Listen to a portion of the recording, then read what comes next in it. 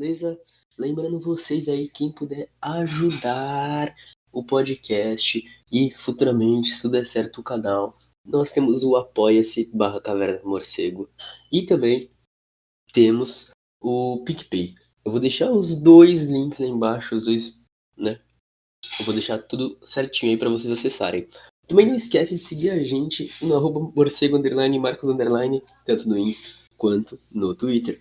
E também de seguir @Ibambe Rádio e entrar no nosso site ibambe.corp, ibambecorp.com.br. Muito obrigado, espero que vocês curtam o episódio, pessoal, e fiquem com o Marx.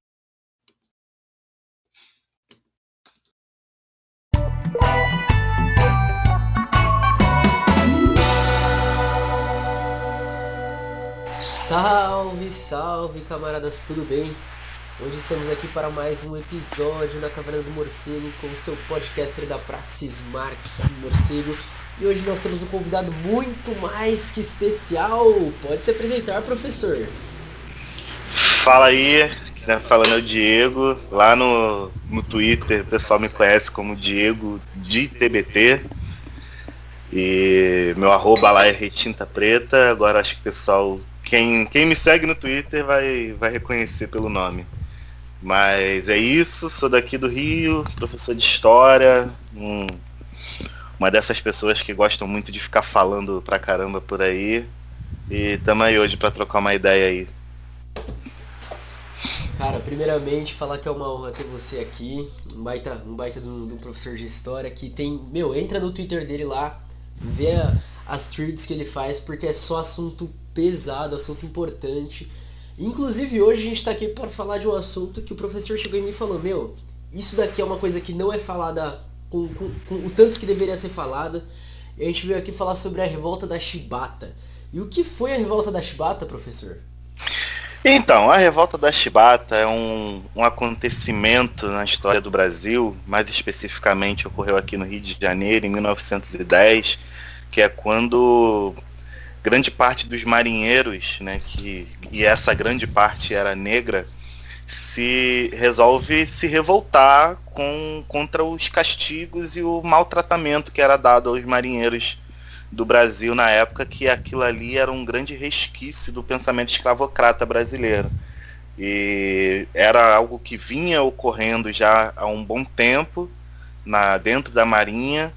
E em 1910 ocorrem alguns eventos que a gente vai conversar sobre eles e vão culminar nessa grande revolta que marca aí a história do Brasil, mas marca menos do que deveria por conta de todo esse esforço da historiografia brasileira, dominada historicamente por uma sociedade embranquecida, né, pela branquitude, que tenta de várias formas apagar, né, a história, o legado e o poder que os negros contribuíram, né, no nosso legado. Cara, é importante a gente estar trazendo, primeiramente por ser uma revolta, porque você que é professor, você deve ver isso, né? Mas na escola a gente passa pelas revoltas de uma maneira muito rápida. É só um bagulho tipo, viu a revolta, pronto, acabou e é isso. Ó, a revolta aconteceu em tal lugar, por tal motivo e acabou. Mas assim, eu mesmo não sei da importância aprofundada da revolta da Chibata, por isso eu tô aqui também para ter uma aula, além de tudo.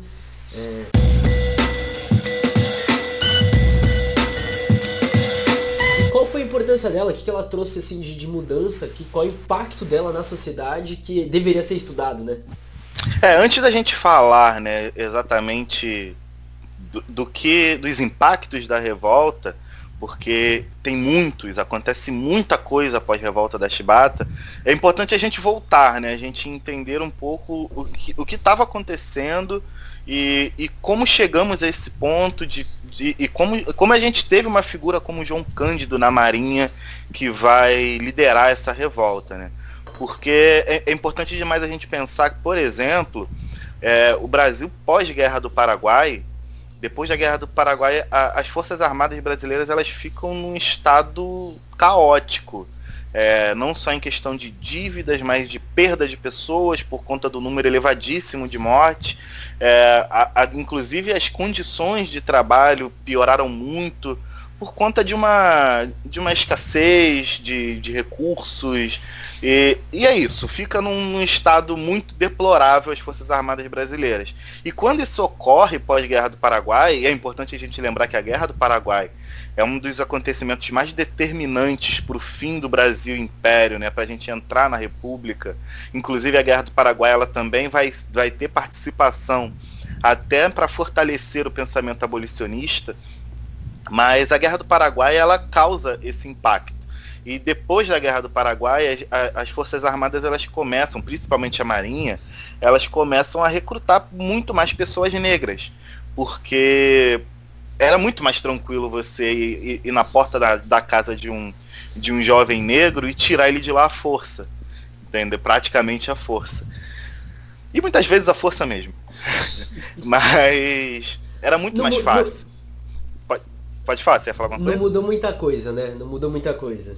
Não mudou muita coisa. Algumas coisas mudaram, mas muita coisa não mudou. Mas é isso, né? Então a Marinha ela acaba se tornando destino de muitos jovens negros.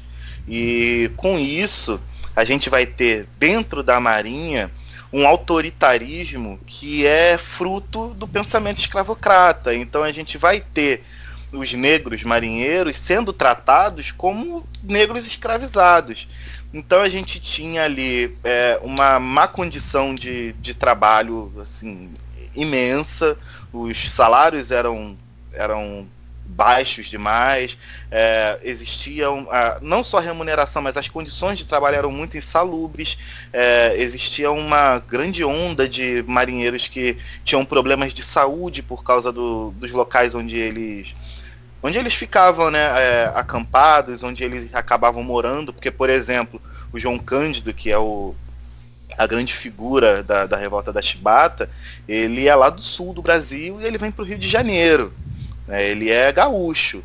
E ele vem para o Rio de Janeiro quando ele se torna marinheiro, e ele vem para cá.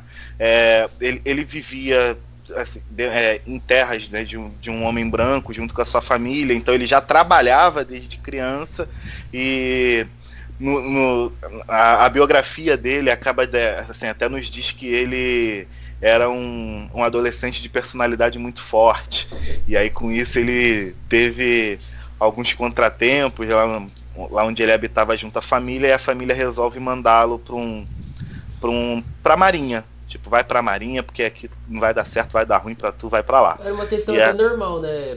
Pra, entre aspas, entrar, tipo, na disciplina, tudo, né? Hoje ainda tem muito disso, de, tipo, mandar pra entrar na disciplina. Sim, sim. Isso ainda é uma parada que é muito frequente, se a gente for olhar dentro da periferia, aquela ideia da família que não sabe muito bem o que fazer com o filho, do filho que não tem uma perspectiva muito grande, de falar assim, cara, tu vai se alistar e vai servir. Né? Isso ainda existe. Aí no caso do João Cândido, ele acaba vindo para a Marinha e ele vem para o Rio de Janeiro. E isso é destino de muitos outros jovens negros, né? Assim como o João Cândido. E aí, cara, é isso. E a Marinha ela é esse lugar de negros e pobres que estão indo para lá exatamente por conta dessas más condições de trabalho e dessa escassez e falta de recursos da Marinha pós-Guerra do Paraguai. E dentro desse lugar existe ainda toda essa onda, né, de castigo, de tratamento, né, e de visão aos marinheiros negros muito fruto do que foi a escravidão no Brasil. Mas é difícil quando a gente está olhando para um lugar onde os negros... porque a revolta ela ocorre em 1910. E assim, poucos anos antes, quando a Marinha ainda está dentro dessa ideia, a gente está falando de um período muito próximo ao fim da escravidão. Né? Porque é 1888, que, cara, foi ontem. Né? Ali as pessoas conviviam com quem era escravizado e estava vivo ainda jovem. Sabe, era a vida adulta, o cara lembra, 20 anos atrás eu era escravizado lá em não sei aonde. Então, assim, é muito recente. Se hoje, 2020, a gente ainda convive com resquícios da escravidão, se hoje, 2020, a gente ainda está falando, né, de coisas que acontecem com a população negra, que são coisas que vêm de lá, e ainda acontecem iguaizinhas, né, como como, por exemplo, a falta de valor, né, o valor baixíssimo que é dado à vida negra no Brasil, e como que a morte de uma criança negra não repercute em nada, não passa de uma manchete de jornal, né, não passa de uma movimentação dessas próprias pessoas negras que se revoltam com isso porque sabem que aquilo dói na pele. Mas quando a gente fala do Brasil, de uma estrutura, Estado, sociedade, isso não é algo que tem um impacto como deveria. A gente está falando de resquício da escravidão. Imagina 1910, né? Então, o que ocorre, cara? Ocorre que pouco tempo antes da revolta da Chibata, porque a revolta ela não é algo que acontece de uma hora para outra, tipo, beleza, vamos se revoltar aqui e é isso. Não é assim que acontece. Só falando, desculpa eu estar cortando de vez em quando, mas... Nada, fica à vontade. Mas Bota é justamente, não gosto de falar sozinho, não. Eu lembro que, assim, vagamente, que aconteceram uma série de incidentes dentro da Marinha ali num tempo, que foi o que... Exatamente, ocorreram vários incidentes, inclusive esse costume do castigo pela chibata. Ele é o principal mote da revolta, porque o que acontecia era que qualquer tipo de ato que a Marinha não concordava, né, que os capitães dos navios não concordavam, eles castigavam o marinheiro com chibatadas na frente de todos. Ele era amarrado num pedaço de pau, todos os marinheiros eram colocados em forma, de frente, e aí tinha um número determinado de chibatas que, se eu não me engano, eram 25. Não me lembro exatamente. Nossa, mas eu acho que regrado, tipo, ó.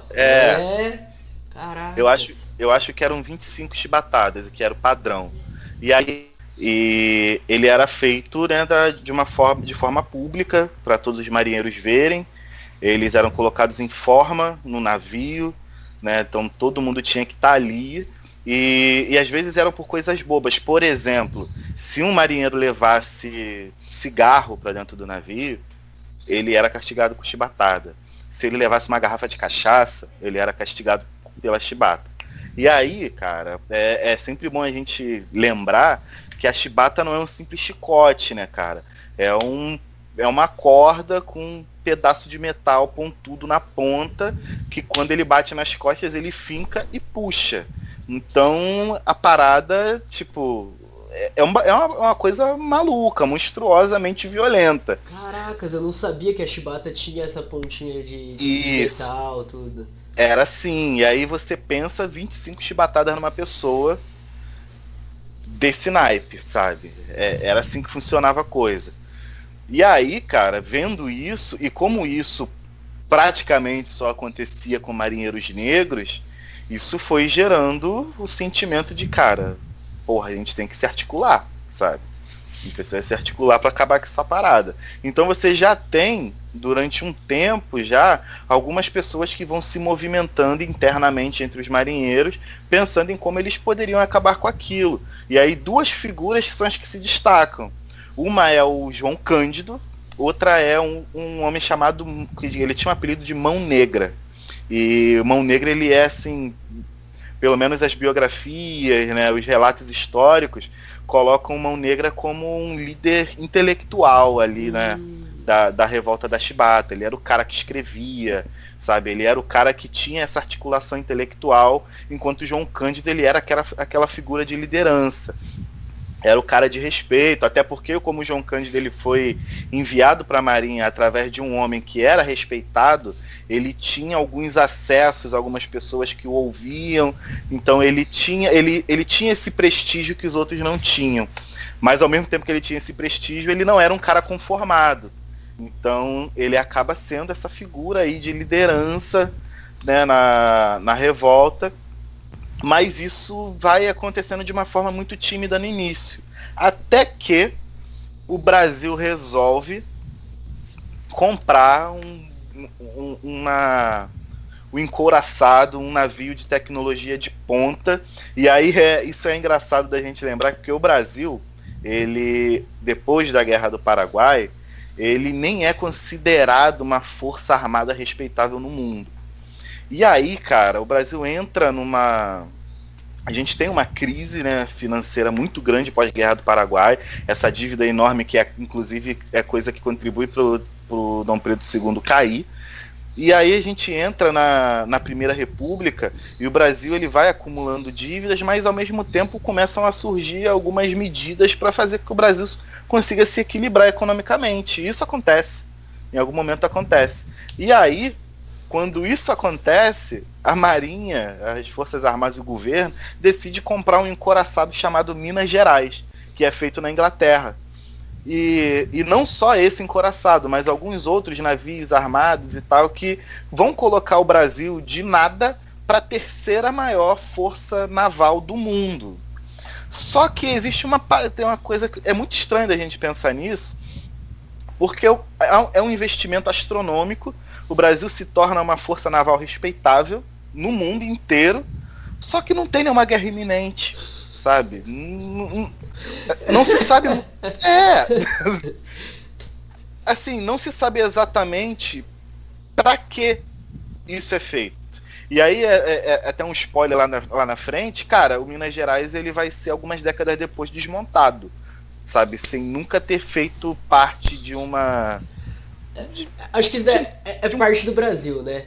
Fazer as coisas, tipo, sem sentido. Vamos fazer, vamos. Pois essas coisas. E aí, cara, o Brasil resolve construir o Minas Gerais, e ele é construído na Inglaterra.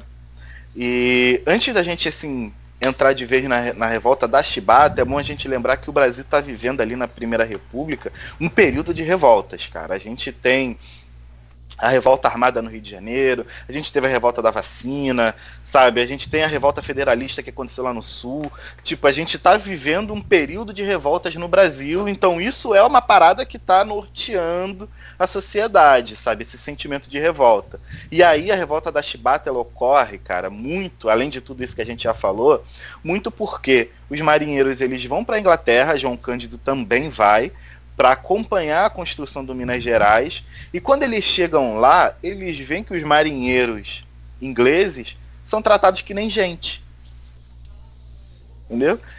E aí, cara... Aí que vem a percepção, né? Cai a ficha e ele fala, mas o que tá acontecendo aqui? Exatamente. E aí é isso, eles veem, cara, porra, os marinheiros aqui, eles estão comendo bem, os caras têm roupas bonitas, os caras são bem tratados, os caras são bem remunerados, porque eles não ficam apenas ali dentro do exército, eles acompanham, inclusive eles têm algumas pessoas que trabalham como tradutoras, então eles vão dialogando, eles vão conhecendo a realidade ali, e eles veem que, cara, por que a gente é tratado assim no Brasil? Sabe? Que merda é essa? E por que nós, que sofremos tanto com esse castigo escravocrata no Brasil, num lugar cheio de negros, estamos sendo bem tratados aqui na Inglaterra, tá ligado? E ocorre, e tudo isso vai nortear esse pensamento assim, entre os marinheiros. E aí, cara, o que acontece? E aí que a gente vê que foi um tiro no pé, né, do governo ter feito o que fez. Porque quando eles voltam para o Brasil, quando eles estão voltando para o Brasil, eles começam, como ele já vinha esse pensamento de revolta, eles começam a pensar que, tipo, cara, a gente participou da construção do encouraçado mais pica do Brasil, um dos mais pica do mundo. A gente tem aqui junto com a gente outros encouraçados, outros navios de guerra que são pica, tecnologia de ponta na Marinha Brasileira, e ninguém lá sabe usar. Só a gente. Entendeu? Tipo, só a gente que sabe usar esse bagulho. Os caras já vai na mente, né? A mente já vai trabalhando já. E aí ele, porra, é mesmo. Bem pensado, tipo, vamos ver isso aí, tá ligado? E aí tá, cara, o que acontece? Eles estão voltando pro Brasil e tá se articulando toda essa ideia. E aí acontece que um dia um cabo, né? Um cabo não, marinheiro, ele é chamado de Marcelino Rodrigues, ele tinha um apelido que agora eu não me lembro, cara. Mas o nome dele é Marcelino. Ele tenta levar, acho que 2 garrafas de cachaça pro navio. E aí um cabo, ele vai denunciar o Marcelino. Vai dizer, ó, esse cara trouxe 2 garrafas de cachaça pra cá. Ele tenta caguetar mesmo. Tenta não, ele faz isso. E aí o Marcelino fica puto. E ele parte pra partir pra mão com ele. Com navalha na mão, o caramba, a porrada come. Só que aí o pessoal consegue apartar. Mas chegou a denúncia, cara. Tipo, ó, Marcelino trouxe garrafa pra cá. E aí, cara, o que acontece? Ele é colocado pra sofrer o castigo pela chibata. Só que, diferentemente dos outros, o Marcelino ele leva 250 chibatadas. E isso na frente de todos os marinheiros, exatamente, na frente de todos os marinheiros que já estavam com sentimento de revolta, entendeu? Os caras já estavam putos. E aí ali é o estopim. Quando o Marcelino leva 250 chibatadas e ele, inclusive depois de tomar essas chibatadas, ele é jogado num porão, numa cela, o cara praticamente, tipo assim, num estado de quase morte, porque só a gente lembrar como era a chibata, o que era aquele treco. E o que já fazia 25. Imagina 250 chibatadas nas costas de uma pessoa. Sabe, o quanto que ele sangrou, tipo, inclusive até diz que ele desfalece enquanto ele tá tomando as chibatas. E aí é isso, o cara é colocado no porão e isso é o estopim pra revolta, tipo, mano, não dá mais, entendeu? Não dá mais. E aí, cara, explode a parada. E é quando a gente tem de fato a revolta da chibata, que ela ocorre no dia 22 de novembro de 1910, 2 dias depois do que hoje a gente chama do dia da Consciência Negra. E é um dia, eu gosto de falar sobre isso, porque inclusive, né, quando eu falei esses dias no Twitter sobre a revolta da chibata, exatamente falando disso, falei, cara, a gente está falando de uma das maiores revoltas da história do Brasil, uma revolta que foi protagonizada por pessoas negras 2 dias depois do Dia da Consciência Negra, sabe? E a gente não fala sobre isso, sabe? A gente precisa falar mais sobre isso. Mas aí é isso, explode a revolta da chibata. Quando explode, cara, ocorre que o Mão Negra, eu até tenho, eu procurei essa anotação, deixa eu ver se eu acho aqui, enquanto a gente vai falando, que o Mão Negra ele vai escrever uma carta para mandar pro capitão do navio, para falar para eles, olha só, para porque senão vai dar merda. Eu acho que achei. Olha só, isso aqui é página da biografia do João Cândido. E esse trecho que fala da carta diz assim: é colocada uma carta embaixo da porta do camarote do comandante, assinada por alguém que se denominava Mão Negra, e traz o seguinte texto: venho por meio destas linhas pedir não maltratar a guarnição deste navio, que tanto se esforça para trazê-lo limpo. Aqui ninguém é salteador nem ladrão, desejamos paz e amor. Ninguém é escravo de oficiais e chega de chibata. Cuidado. Eu gosto desse cuidado no final, tá ligado? Passivo-agressivo, né? Tipo, não, é paz e amor, mas cuidado. Exatamente. Só uma pergunta, o Mão Negra, ele é tipo, é um pseudônimo de alguém. É um pseudônimo de alguém, cara, mas é alguém que assim... Que da hora. É alguém que na historiografia ele fica um pouco... Não vou dizer apagado, mas a gente tem poucos relatos sobre ele. O que a gente sabe é que o nome dele é Francisco Dias Martins. Isso, Francisco Dias Martins. É o nome do Mão Negra. E aí, no caso, o João Cândido ele acaba sendo a grande figura que centraliza a revolta da chibata, mas ele não lidera sozinho. Porque o João Cândido ele não era um cara intelectualmente bem formado, sabe? Ele não é um cara muito estudado, ele não é um cara muito letrado. Ele é uma liderança natural, sabe? Ele é aquele cara que a galera olha, tipo... Opa, quem vai ser... O que a gente precisa fazer? A gente precisa fazer isso, beleza. É ele. Mas no caso, o Mão Negra, né, que é o Francisco Dias Martins, ele é considerado essa liderança intelectual. Ele é o cara que traduz ali qual é a ideia do João Cândido e da galera, entendeu? Nossa, e aí da hora, isso. Da hora. E aí ele coloca, cara, essa cartinha embaixo lá do quarto do comandante. Só que dá merda, cara. Dá merda porque a parada não é bem aceita. e aí começa a rolar uns conflitos, e começa a dar merda, começa a ter castigo, porque essa ameaça de revolta, ela vai ser respondida de uma forma bruta pelo comandante, pelo alto escalão, até que os caras vê, mano, não dá jeito, vamos tomar os navios, porque não tem só o Minas Gerais, tem outros navios que estão por ali, e isso acontece depois que tá pronto, eles voltam, eles estão ali pela Baía de Guanabara, entendeu? Eles estão por aqui. E aí eles tomam o poder mesmo dos navios, mas eles tomam o poder na violência. Eles matam o comandante, matam o capitão, matam quem tá ali junto com eles, e aí eles tomam os navios. E aí isso vai acontecendo, tipo, acontece no Minas Gerais, aí depois dali, eles mandam um recado pro navio tal, falando pra galera, ó, a revolta começou. Porque nos outros navios você tinha outros marinheiros que estavam esperando a parada acontecer. Tipo assim, mano, a gente tá aqui. Olha isso, como que isso daí não é tão falado no Brasil? Meu Deus do céu. Exatamente. Mano, eu sempre falo, essa merda dessa história, dá uma história em quadrinhos, dá uma série, dá desenho, dá filme, dá tudo. É uma parada muito louca o que acontece. E assim, e a gente vai ter outros desdobramentos que são mais loucos ainda. E aí é isso, já tinha essa organização. Os marinheiros, não só os que estavam no Minas Gerais, eles já estavam cientes, eles já conheciam João Cândido, já conheciam Mão Negra, e porque como eu falei antes, essa ideia de se revoltar contra isso, contra a chibata, contra a má remuneração, contra as más condições de trabalho, isso já era uma parada que ocorria antes deles irem para a Inglaterra. Quando eles vão para a Inglaterra, a parada só, tipo, se evidencia ainda mais a desumanização, até porque assim, a gente precisa entender que a gente está falando de um tempo muito curto pós-escravidão.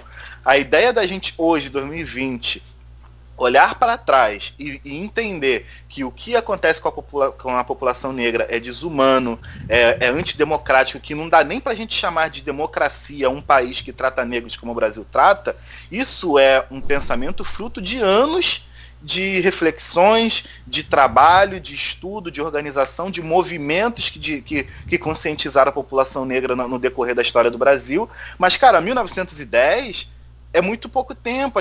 Muita gente entendia, naturalizava essa ideia de que o negro, ele infelizmente, ele é tratado de forma inferior e tudo bem, sabe? Então a gente entender que existe um movimento de marinheiros, de pessoas, né, de pessoas das Forças Armadas, de homens negros, que eles se organizam, se articulam para poder ir contra, né, contra o poder vigente, cara, isso é uma parada muito grande. A gente está falando de 1910, sabe? É uma coisa muito grande de você parar para pensar que você tem diversos regimentos da Marinha, caras que estão com um grupo tal, com outro grupo tal, e a galera tava se comunicando e todo mundo tava por dentro do que tava rolando, entendeu? E assim, e a galera tava esperando um momento, tipo assim, ó, quando rolar, tamo aí. E foi o que aconteceu. E aí, quando eles estão em Minas Gerais, é isso, ó, avisa pro São Paulo, porque tinha um outro encoraçado que chamava São Paulo, avisa pro São Paulo que a parada começou.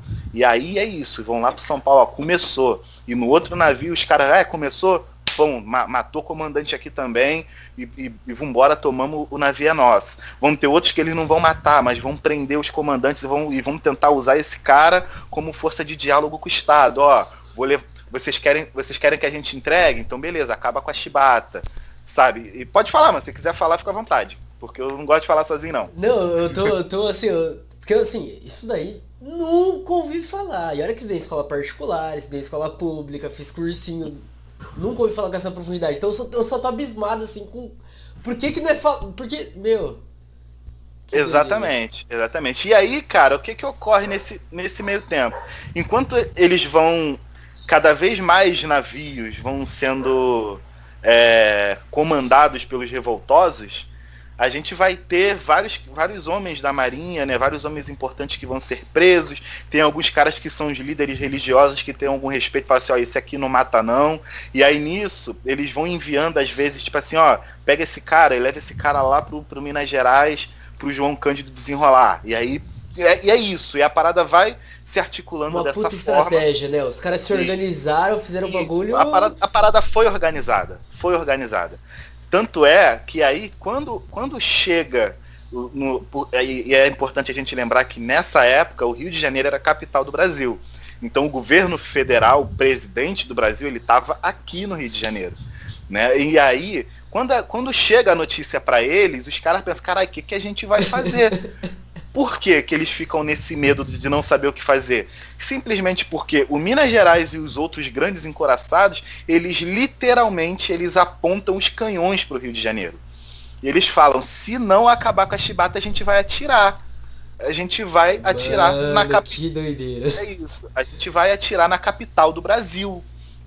E aí até acontece que eles mandam até alguns tiros de aviso. Eles jogam os tiros pra cá. E aí, inclusive, isso é uma parada que pra gente entender como é que funciona, né, cara, a questão da consciência de classe.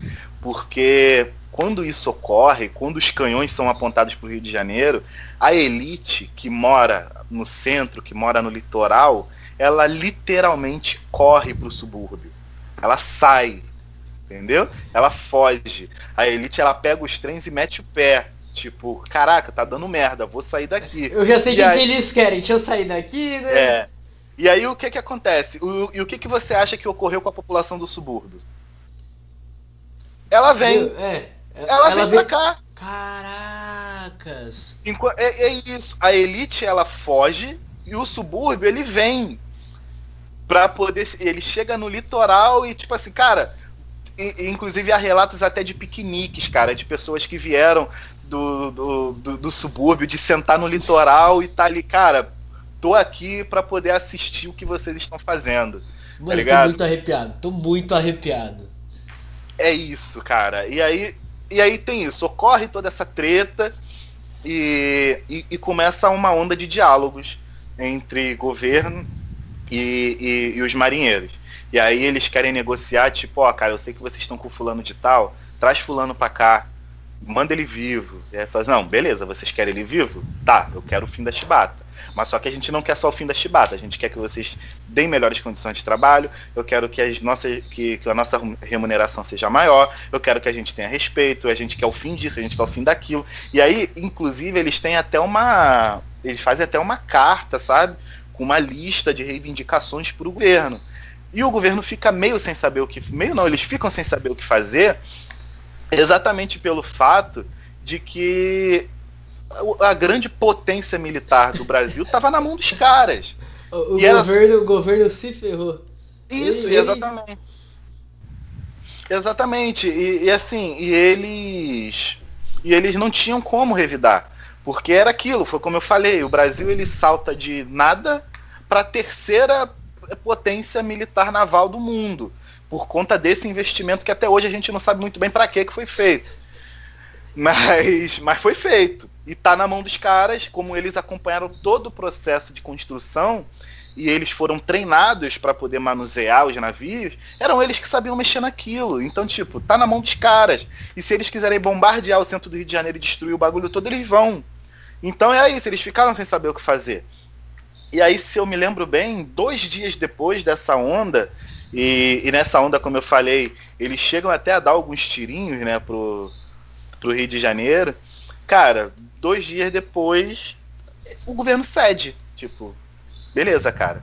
Inclusive, foi até bom lembrar que entre as reivindicações, eles pedem a anistia de todos os marinheiros que estavam participando da revolta. Porque, porra, eles não são bobo nem nada. Se não sabe o que acontece, igual em todas as outras revoltas no Brasil, né? Líder preto, líder pobre. Exatamente. E aí é isso. E aí o governo vai ceder. E tem até alguns conflitos, porque tem um relato de que um dos tiros que são dados que é dado pelos canhões do navio, acerta uma casa e parece que uma criança acabou morrendo. E aí isso acabou sendo usado pela imprensa para poder chamar, olha só a baderna, tá ligado? Tipo, olha só o que esses caras estão fazendo, vocês não podem apoiar isso. Só que existia uma camada da população que era muito a favor da revolta, por conta de toda a organização que ela... porque a imprensa teve notícia do que estava acontecendo e da forma que foi. Né? Não exatamente tudo, mas chegaram as informações. E aí houve essa dualidade, né, do governo, porque existiam os veículos de imprensa que eram muito monitorados e controlados pelo governo, que tipo, vocês vão aí publicar para fazer a galera ficar puta com isso. E ao mesmo tempo tinha a galera que tava tipo achando maneiro, tipo, caralho, olha só o que estão fazendo. E aí ficou nessa dualidade, mas aí 2 dias, acho que são 2 dias depois mesmo, que cede. O governo, beleza, cara, não tem o que fazer, porque, tipo, porra, a gente tá com canhões apontados pra cá, entendeu? Vamos ter que ceder esse bagulho. E aí cede, de fato. Só que aí o que acontece? Acabou a revolta, tá tudo bem, vambora. E aí a gente pensa o quê? Tá tranquilo, né? Tipo, porra, mas aí a gente vai já pensar... conseguimos o que a gente queria, não, agora tá tudo certo. Tá tranquilo. E aí, ok, acontece. Só que, cara, é aquilo, né? A gente vai mesmo achar que o Brasil, que o governo brasileiro vai deixar passar uma parada dessa? Não vai. Ocorre, cara, que depois da revolta, acho que é coisa de um mês depois, mais ou menos, o João Cândido, ele é visto ali como, assim, pelos marinheiros, como assim, porra, esse cara é nosso herói, tá ligado? Tipo, porra, tu é brabo. Então, sempre que existia qualquer tipo de ideia de organização entre os marinheiros, João Cândido, ele era chamado para participar da parada. E aí, cara, ocorre uma treta que até hoje tem algumas controvérsias em relação a ela, mas assim, é bom a gente lembrar que aqui a gente já tá falando pós-revolta. A revolta da Chibata aqui acabou. A gente tá entendeu? falando já depois que tudo rolou, e pá. Depois que tudo rolou. Tem uma treta, se eu me lembro bem, foi no Natal, ou no Ano Novo, foi alguma data assim importante. Foi no Natal. Acho que foi no Natal mesmo. Ocorre uma revolta na Ilha das Cobras, que era um lugar onde os marinheiros eles ficavam alojados. Só que essa revolta, cara, ela não ocorre com a organização que teve a revolta da Chibata. E aí, inclusive, até assim, essas controvérsias, elas até apontam o fato de que, tipo assim, que não se sabe nem tão bem por que ocorreu essa revolta na Ilha das Cobras. E aí tem até algumas ideias um pouco mais, não vou dizer conspiratórias, né, mas tem algumas pessoas, alguns historiadores, algumas pessoas que acham, que entendem que essa revolta na Ilha das Cobras foi uma parada muito articulada internamente para poder ferrar exatamente com os marinheiros. Não estou trazendo aqui verdades, eu estou trazendo aqui um apontamento. Opiniões, exatamente. O que acham que pode ter sido. Exatamente, por conta da falta de organização, ou se não foi articulada pela própria Marinha, foi sabotada, enfim, há controvérsias sobre essa revolta na Ilha das Cobras, por conta da falta de organização, e ela dá bem ruim, e aí com isso, cara, é aí que o governo vai ferrar com tudo. Tipo assim, fizeram merda, agora vamos prender geral. E aí eles vão atrás das pessoas que participaram da revolta da Chibata, inclusive João Cândido. Vários são assassinados, vários são levados em navios para trabalhar, fazer trabalho análogo à escravidão, por exemplo, no Acre. E muitos desses no caminho são jogados no mar. E muitas pessoas são mortas. Muitas pessoas desaparecem entre pessoas que participaram da revolta da Chibata. E outras pessoas são presas, inclusive João Cândido. João Cândido, ele é preso, e se eu me lembro bem, é na Ilha das Cobras mesmo. E ele fica preso junto de outras 3 ou 4 pessoas, num lugar que é tipo assim, é num porão, num lugar com pouquíssima passagem de ar. E dentro desse lugar ele é preso numa cela que não dava para ter 4 pessoas lá dentro, e tinham essas pessoas. Todos eles ficaram, tipo, amontoados ali, sem poder se mexer direito. E aí, cara, tem uma coisa muito louca, que eles jogam cal e água dentro dessa cela onde eles estavam. E qual é a grande parada nisso aí? Isso aí não é uma coisa que eles fizeram por acaso. Isso era uma forma de tortura que era muito comum de ser feita. Porque fazia muito calor, era um lugar muito quente, porque eles estavam no fundo de um porão que não tinha passagem de ar. E aí, quando você joga cal e você joga água, o cal evapora. E quando ele evapora, você respira, essa parada dá o que? Asfixia, dá mó merda. Mano do céu. Exatamente. E aí, mano, o que acontece? João Cândido, ele assiste os caras morrendo na frente dele. Só que as pessoas não morrem na hora. As pessoas vão morrendo aos poucos. Ele vai vendo os caras, tipo, jogando sangue pela boca, pelo nariz. Os caras morrem. Tipo assim, porque não é uma morte rápida. É uma morte lenta. E aí, cara, eles ficam ali durante muitos dias. Eu não lembro exatamente quanto tempo fica, mas ele fica durante muito tempo. E aí acho que sobrevivem 2 pessoas, e entre elas o João Cândido. Só que aí é isso, eles sobrevivem, quase morrem, porque eles estão passando por essa coisa de respirar esse ar zoado, e os caras que morreram ali dentro ficaram ali, mortos, então eles ficaram dias no lado de corpos se decompondo. Eles, cara, tipo assim, imagina como fica a situação de uma pessoa num estado desse. É um puta terror psicológico, né, mano? Exatamente. Então, assim, os caras praticamente ficam surtados, cara. Porque, porra, não dá pra imaginar uma parada dessa. E aí, beleza. Acontece que ele tá preso ali. E dali, cara, João Cândido, ele é levado pra um hospício, na Urca. E é quando a vida do João Cândido começa, tipo assim, a degringolar, sabe? Porque, imagina, você passa por uma revolta, né, que é a revolta das Chibatas, assim, é uma parada muito maneira da gente pensar que aconteceu, porque é um bagulho, tipo, é uma história de filme, é uma história tipo assim, de histórias em quadrinhos, de você ler e falar assim, caralho, os caras são brabo, sabe? Mas imagina o nível de estresse para você tá fazendo para você fazer aquilo. Tipo, de você sabendo que você tá apontando os canhões para a capital do país que você mora, sabe? Pro presidente do país que você mora. Tipo, você tá num nível de estresse elevado. Dali, de todo esse momento de loucura, né, de revolta, você é preso, passa por todo esse período de tortura, né? Porque de tortura e quase morte, porque ele quase morre, ele fica muito doente. É tortura física e psicológica, né? Porque inclusive ele vai sofrer as consequências na saúde dele dali, inclusive ele já tinha alguns problemas de saúde, eu não lembro exatamente, mas acho que era tuberculose que ele sofria, e quando ele vai para a prisão na Ilha das Cobras, ele sai muito pior de saúde, porque ele quase morre, e ele tem a saúde debilitada pro resto da vida. E dali ele é levado para um hospício como se ele tivesse ficado maluco, quando o cara não tava, entendeu? E tem uma parada muito racista nesse período dele, nesse manicômio, que ele, inclusive, assim, nos relatos, que agora eu não lembro qual é o nome que dá um relato dos médicos ali, nos relatos falando sobre o estado do João Cândido, para saber se ele tá bem ou não, eles até dizem que, tipo assim, cara, ele tem alguns problemas, algumas questões ali, mas não é nada demais, é coisa da raça. Entendeu? Nossa, que... Ai. Pois é. E aí é isso, cara, ele passa por esse período, e aí nesse período dele no manicômio ele vai tendo algumas aventuras românticas, porque ele acaba ficando amigo da galera, né, dali do manicômio, porque ele é uma pessoa que tá num estado, tipo assim, ele tem alguns problemas de estresse, alguns problemas de depressão, mas ele não tinha nenhum tipo de coisa que justificasse ele estar no manicômio. Ele precisava de cuidados médicos e psicológicos, mas, enfim, não justificava.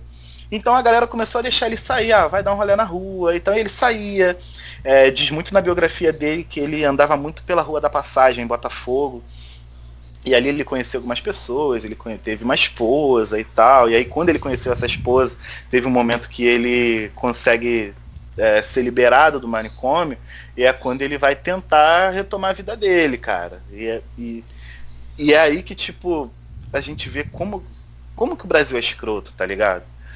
Porque o cara, ele tenta retomar a vida dele depois de tudo isso que aconteceu, e aí ele tenta voltar a trabalhar no mar, ele tenta trabalhar na marinha mercante, e toda vez que ele era visto por alguém da marinha, alguém apontava, opa, João Cândido tá trabalhando, avisa pro dono daquela empresa lá pra demitir ele, porque a gente não quer esse cara trabalhando.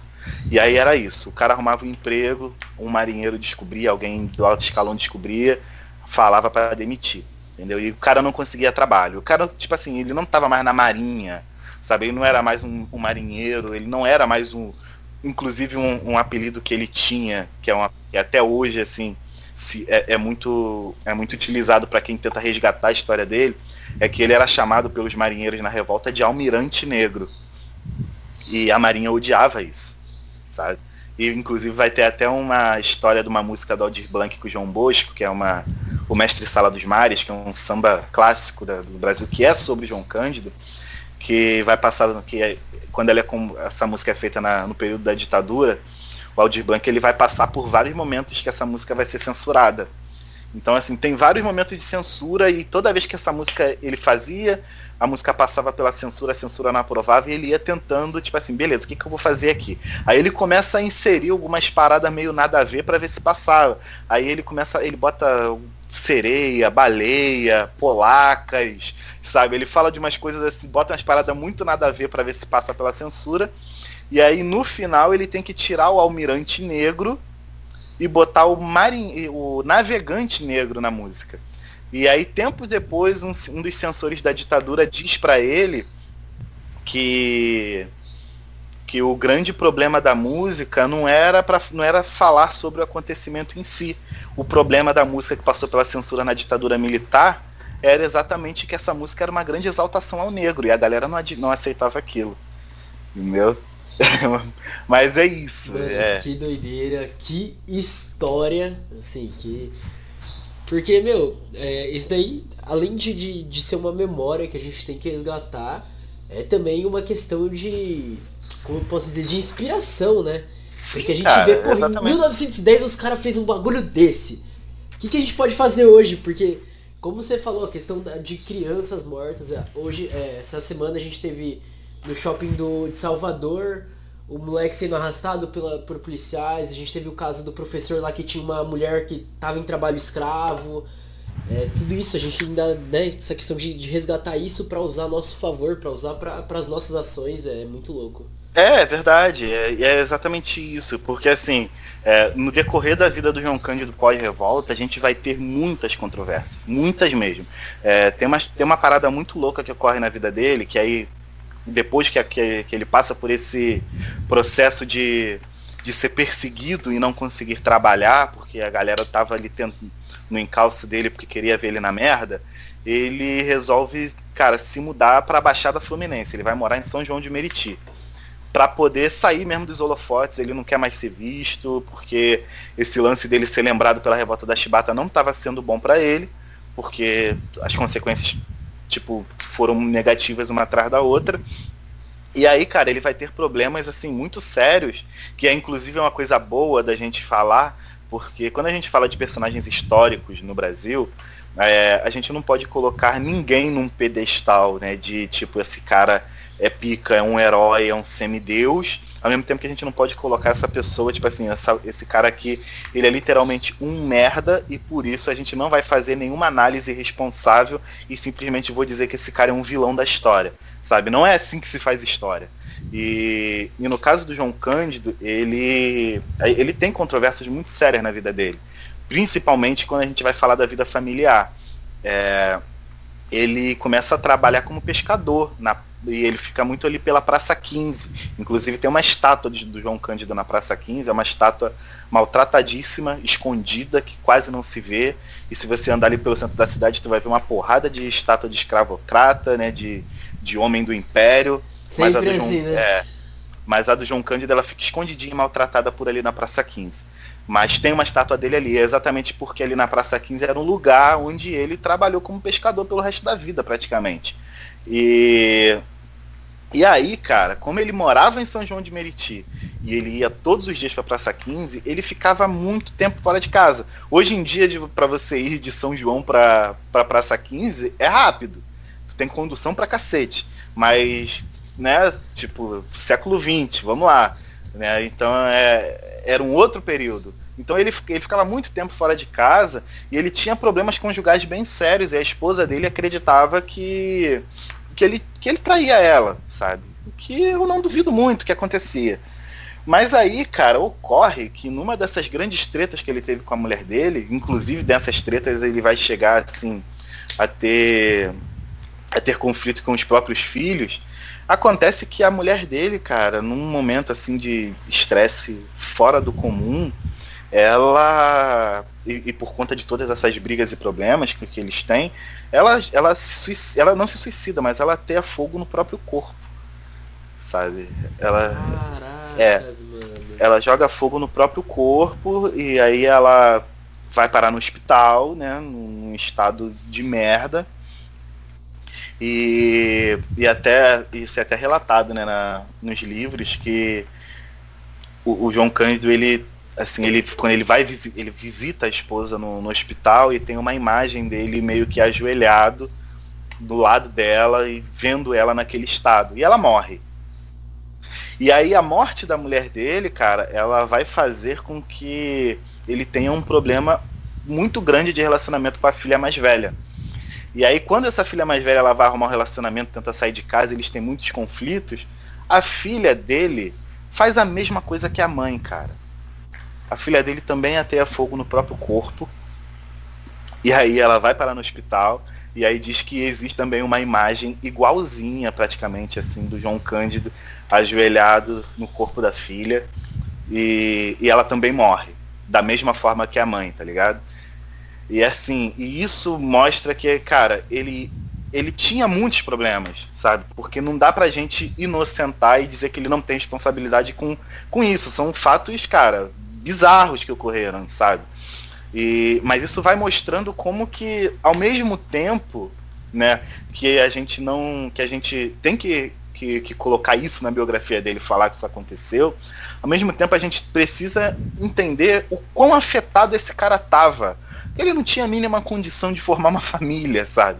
Ele é um cara que que ele participou de uma revolta. Essa revolta ela acaba acarretando numa perseguição do Estado brasileiro, que faz com que o cara todo dia conviva com medo de morrer, de ser preso, com essa ameaça de tipo assim, cara, em algum momento esses caras vão me matar porque eles não vão me perdoar, porque mataram outros que estavam comigo.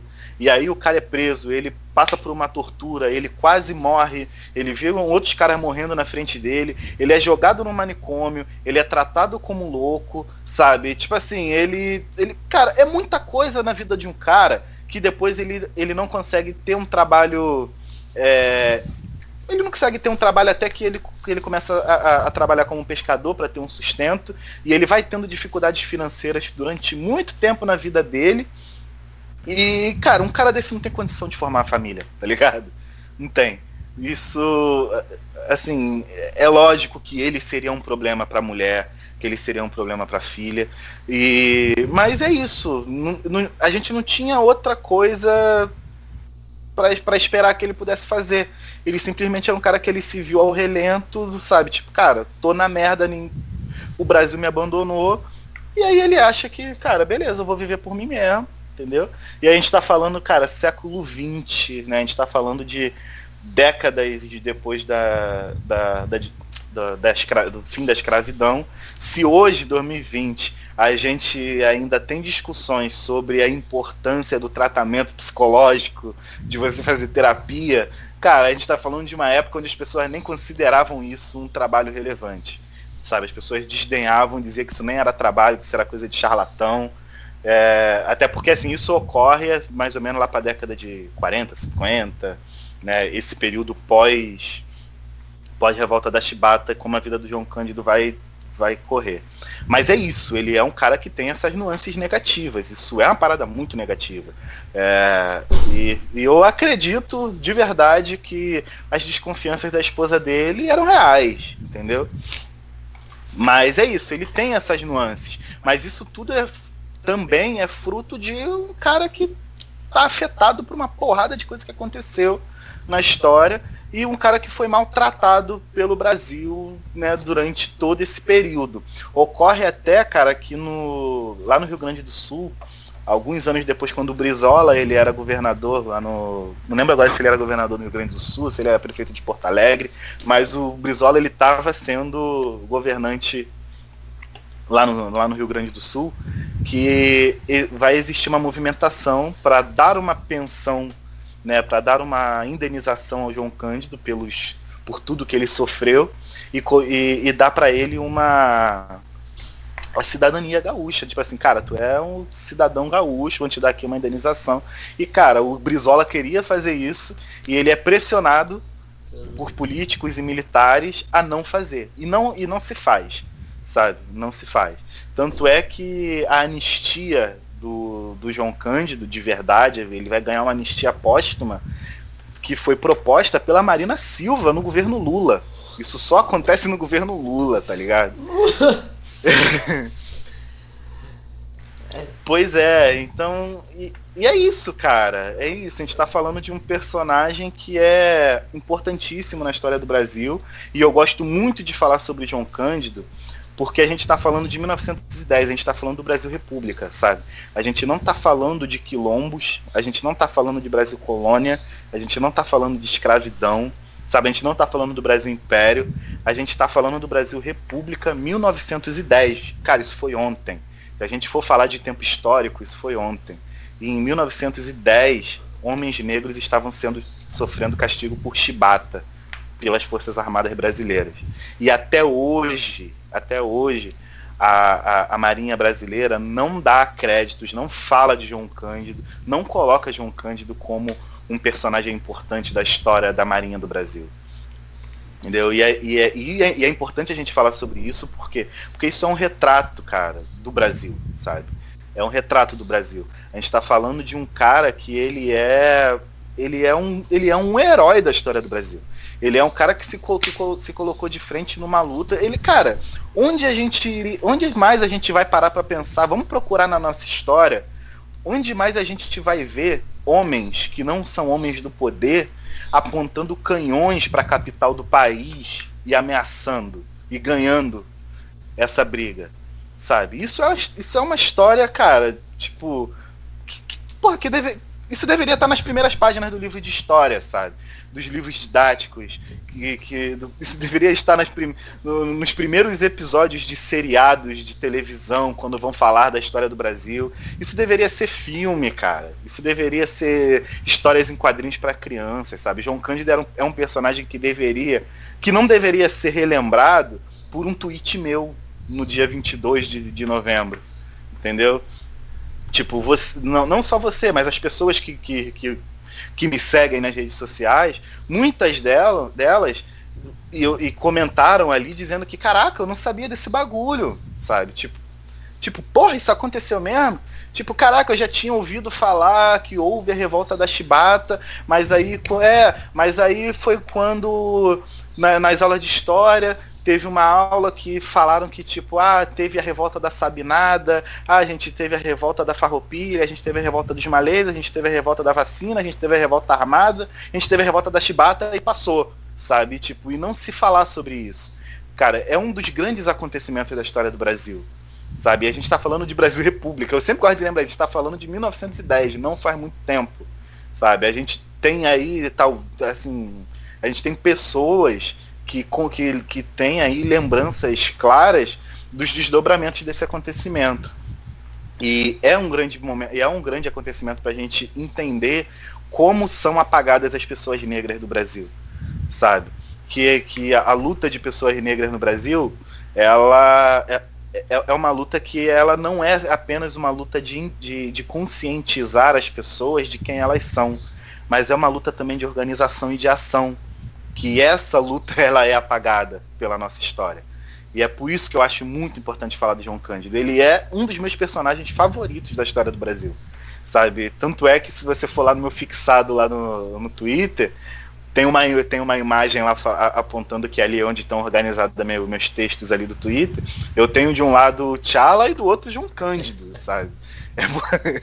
Porque ele é um personagem que ele, cara, ele é um personagem que me fez sentar e parar pra pensar que, porra, mano, eu tenho aqui, para além de Zumbi dos Palmares, para além de personagens que lutaram contra a escravidão, eu tenho aqui um herói negro na história do Brasil, sabe? Um herói negro pós-escravidão. E isso aconteceu em 1910.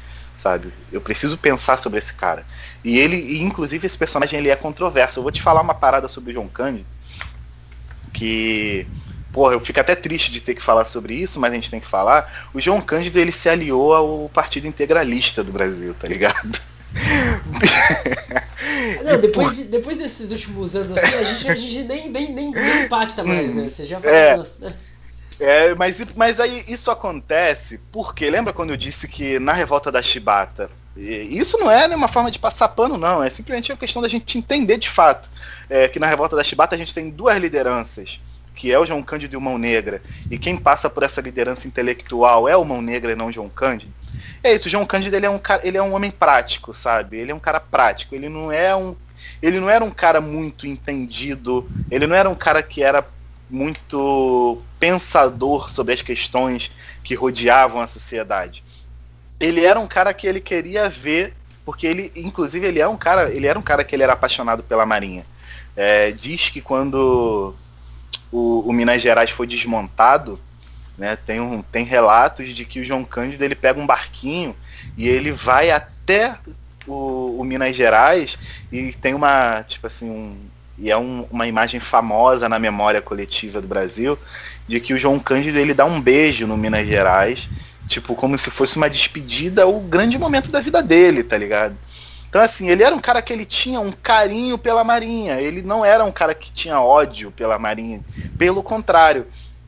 E aí, cara, ele acaba, depois da revolta, vira e mexe, ele era chamado para movimentos, para coletivos de esquerda, que chamavam ele para se movimentar. Inclusive teve um que deu uma merda do cacete e só não deu ruim para ele porque ele foi embora antes da merda. E ele fica transitando entre movimentos que vão dizer que, cara, a gente tá aqui porque a gente quer melhorar as condições da galera. E tipo, a gente não concorda com essas más condições de trabalho, e ele acaba abraçando um lado pro outro, ele vai para tudo quanto é lado, e aí até o integralismo ele entra, depois ele sai, porque ele entra, inclusive tem até uma entrevista dele no jornal onde ele até entende que a ditadura militar, né, que o golpe de, não a ditadura, né, mas que o golpe militar lá de 1964, ele até entende que uma possibilidade, tipo assim, pô, cara, de repente pode ser aí que vão dar valor pros marinheiros. Tipo assim, você vê que ele não tem uma leitura, sabe? Mas ele tem essa coisa de querer ver que, tipo assim, porra, tomara que dê certo. Então ele vê boa vontade, ele vai. Entendeu? Mas é isso, ele tem essas nuances. Ele não é um personagem 8 ou 80, sabe? Ele tem essas nuances. A gente tem capítulos muito negativos na história do João Cândido.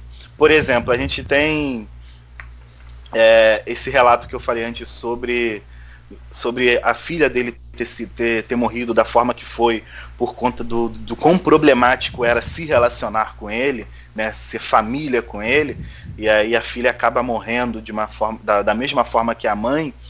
E aí a gente tem aqui um capítulo negativo da história do João Cândido.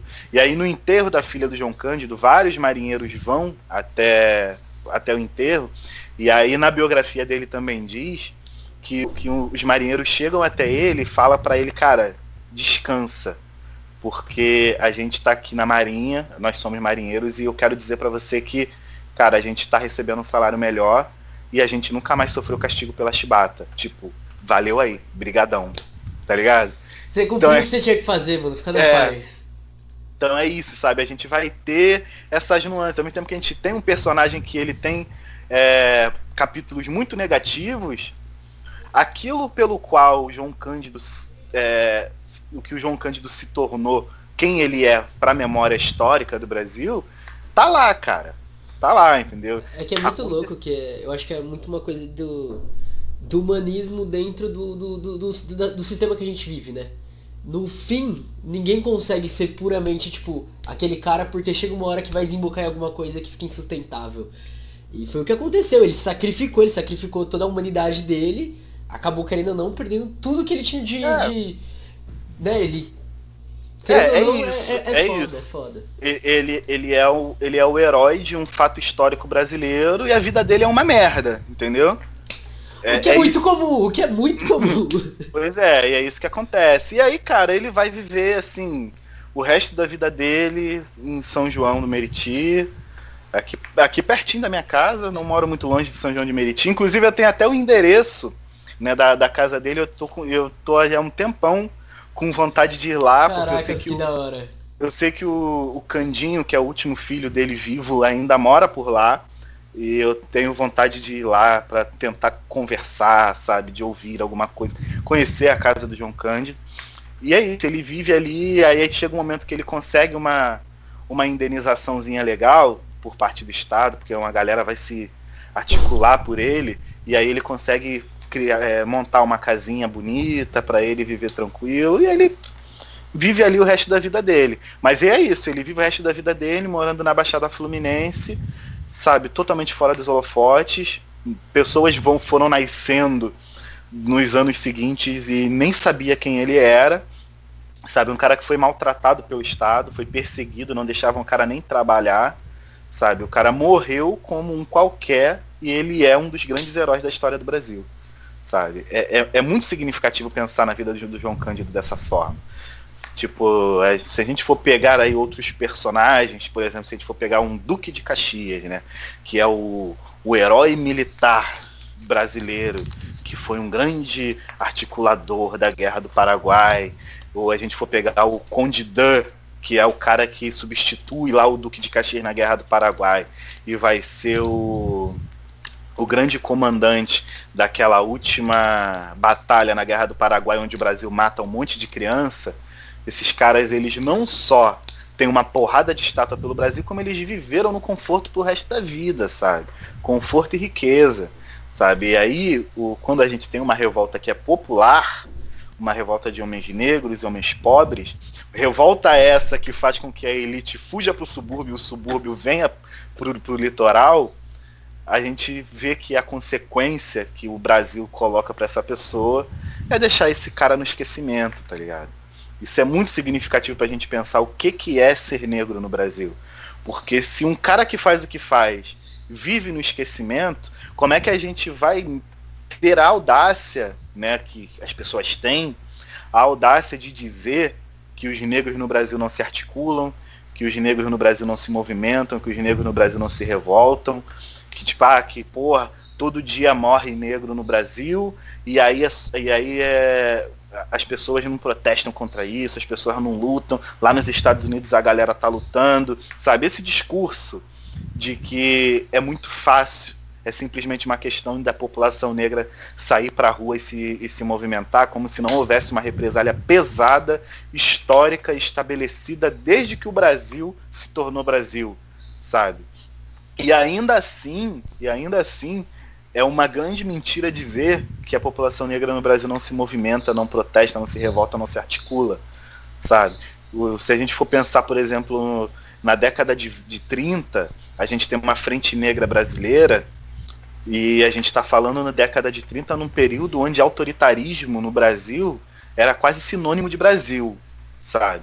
Década de 30 a gente tem uma frente negra brasileira que é um movimento de pessoas, de partidos políticos negros, de pessoas negras que se articulavam, reivindicando, e não só reivindicando, como conquistando uma porrada de coisa para a população negra no Brasil, sabe? Inclusive conquista no âmbito cultural, de desenvolver teatro, programa de rádio, de escolas e tudo mais, isso na década de 30.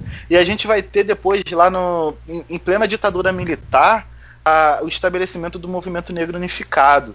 Tipo, como é que a gente vai dizer que a população negra no Brasil não se movimenta? O que a gente pode dizer é que a população negra no Brasil ela é massacrada por uma branquitude que domina o poder desde sempre, que essa branquitude ela é tão potente ao ponto de fazer um cara que é a grande figura de um dos maiores fatos históricos da história do Brasil morrer no esquecimento, tá ligado? E é por isso que eu faço questão sempre de falar sobre João Cândido.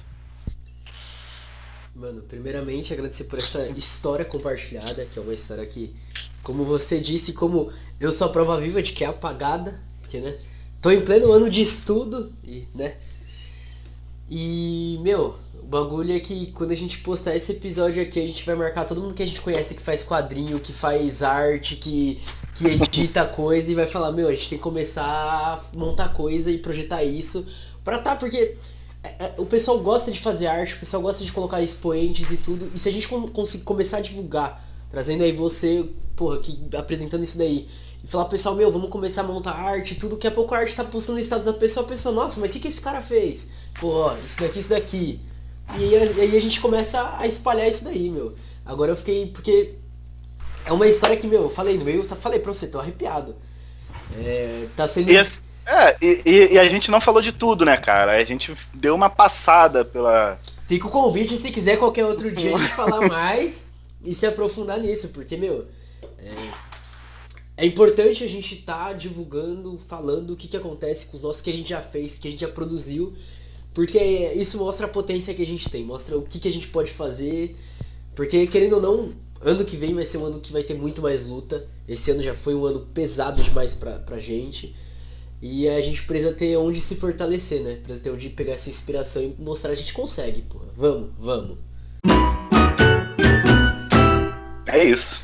Então eu queria agradecer sua presença aí, dar o tchau pra galera, se quiser divulgar de novo o Twitter e tudo, porque o povo esquece, né? O povo, porra, ainda mais depois de uma história dessas, mano, fica osso. Show de bola. Cara, pô, muito bom, me amarrei, é muito maneiro estar aqui. Sabe que eu sempre puxo teu saco, mas não é simplesmente puxar saco, eu gosto mesmo do que tu faz, teu podcast é muito maneiro. E aquilo que eu já te falei, tipo, tu tem um poder de diálogo muito responsa, e é importante. Você é um cara que chama as pessoas para não só para dialogar, mas para se organizar, e de uma forma muito didática. Eu faço sempre questão de falar que eu admiro muito a formação acadêmica, sabe? Mas essa formação acadêmica, ela precisa andar lado a lado com o poder de diálogo com as massas, sabe? Não existe possibilidade do conhecimento acadêmico, daquilo que da formação na academia se distanciar da luta popular, se distanciar do conhecimento popular e se distanciar exatamente do povo, que só existe sentido, pelo menos para mim como historiador, só existe sentido no que eu consigo ainda hoje, né? Porque eu ainda tô nesse processo, eu não... Porra, quem sou eu, né? Mas só existe sentido em tudo que eu faço, em tudo que eu aprendi, tudo que eu venho aprendendo. Só tem sentido se eu conseguir passar isso para as pessoas que cresceram comigo, cara. Pra galera que eu sentava na calçada, tomava um refrigerante, comia pão com mortadela no morro e trocava ideia, sabe? E é isso, sabe? Essas pessoas, elas precisam saber me ouvir, entendeu? O que eu falo, o que eu aprendo, tem que chegar nessa galera. E tem até um clichê que eu acho bizarro, assim, é até meio tosco, que a galera fica zoando no Twitter, dizendo assim, a sua mãe consegue ler sua monografia, tá ligado? A sua avó entende seu TCC? Isso, a sua avó... Então, não é isso exatamente, mas é importante demais. Não é importante, para mim é primordial que as pessoas de onde eu vim sejam capazes de me ouvir, sabe? É aquela fita, né? Ela não precisa entender seu TCC, mas quando você trocar ideia com ela entendeu o que você quer passar? É isso aí. Mas, é exatamente isso. É isso, cara. O nosso conhecimento, tudo, o que a gente vem adquirindo e aprendendo, tem que andar lado a lado com o poder de diálogo com as massas. É isso. Então, eu procuro ser essa pessoa, sabe? Sempre procurei ser. Sou um cara que veio, tipo, eu vim do morro e não saí dele, sabe? Minha família tá lá e eu tô sempre lá. Eu sinto falta pra cacete de muita coisa do morro, sabe? O senso de comunidade que existe dentro da favela não existe em lugar nenhum, tá ligado? Não existe em lugar nenhum. E é pra lá que eu penso levar o que eu aprendi, entendeu? Então, é por isso que e se isso acontecer um dia, me deem esporro, pode falar. Eu sempre vou procurar me comunicar da forma mais simples possível, sabe? Porque a linguagem rebuscada não é sinônimo de conhecimento, não é sinônimo de inteligência, não é sinônimo de nada. É apenas linguagem rebuscada. O que tem de gente falando merda com uma linguagem super rebuscada por aí não tá no gibi. Então, é isso, sabe? Eu tô aí, sabe? Gosto muito do que tu faz. Eu acho, incrível, não só você, mas eu sou fãzão da Valentina, por exemplo, porra. Eu também, mano. O último episódio que saiu agora, a segunda com ela, todo mundo falando, caracas, a Val desenrola. Eu falei, mano, bravo. Não, sou fãzão dela, me amarro na Vicky também, são duas parceironas. Conheci as duas exatamente gravando um podcast, sabe? Que loucura, né? Que da hora. O Odair me chamou pra gravar um podcast, aí eu falei, vambora. Quando eu cheguei lá e falei, cara, vão ter duas meninas aqui, era Vicky e Valentina, eu conheci elas ali. E é isso, cara. São pessoas que fazem exatamente esse trabalho de diálogo, de comunicação, sabe? Que eu admiro pra caramba e conta comigo, sabe? Sempre que você quiser, eu tô aí, sabe? Eu gosto disso de verdade. E aí lá nas redes sociais eu uso basicamente só o Twitter mesmo. E meu arroba é retinta preta, Diego TBT, procura lá que vai achar. Não me esperem que meu Twitter vai ser uma sala de aula, porque não é isso. Não é isso, mas de vez em quando a gente joga alguns textinhos lá pra gente trocar uma ideia. Bom, galera, é isso. Não esquece lá de seguir ele, meu. Você chega lá no Twitter dele, vai ter uns textinhos, você vai ler. Mandou qualquer coisa lá, vocês vão estar trocando uma ideia lá. A gente vai entrar no meio comentando também, porque é esse senso aí mesmo, como o Diego gosta de comunidade, meu. É uma pessoa que eu conheci também esse ano, que foi o que começou a impulsionar também a Ibambe. E aí, já pra encerrar, não esquece de seguir também a Ibambe Rádio, arroba Ibambe Rádio, ibambecorp.com.br é o nosso site, e me seguir, arroba morcego, _marcos, _. Obrigado por quem acompanhou até aqui, galera.